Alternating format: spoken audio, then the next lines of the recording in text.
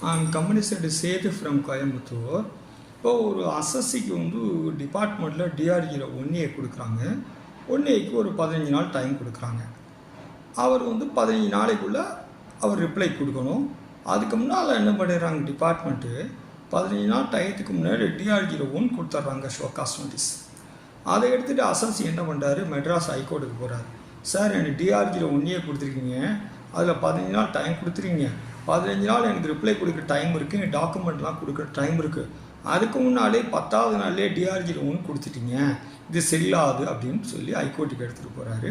ஹைகோர்ட்டை வந்து honourable judge accept பண்ணிவிட்டு திருப்பி ரிமைண்ட் டு ஏஓ டிஆர்ஜியில் 1Aக்கு ரிப்ளை வாங்கிக்கிட்டு சாட்டிஸ்ஃபை இல்லைன்னா டிஆர்ஜியில் 1 கொடுங்க, இல்லை டிஆர்ஜியில் 1Aவில் பார்ட் பேயில் ரிப்ளையை வாங்கிக்கிட்டு ப்ரொசீடிங்கை ட்ராப் பண்ணுங்கன்னு சொல்கிறாரு. இதில் நம்ம என்ன தெரிஞ்சுக்கலாம்னா ஒரு நோட்டீஸுக்கு கொடுத்த டயத்துக்குள்ள ரிப்ளை கொடுக்க முன்னாடி அடுத்த நோட்டீஸ் கொடுக்கக்கூடாதுங்கிற நம்ம தெரிஞ்சுக்கலாம். இது ஜட்மெண்ட் பார்த்திங்கன்னா மெட்ராஸ் ஹைகோர்ட்டில் Tech Connect Retail Private Limited versus additional commissioner of state taxes. இதுதான் இதோடைய சாராம்சம். இது போன்ற வீடியோக்களை அடுத்தடுத்த வீடியோக்களை காணலாம். தேங்க்யூ.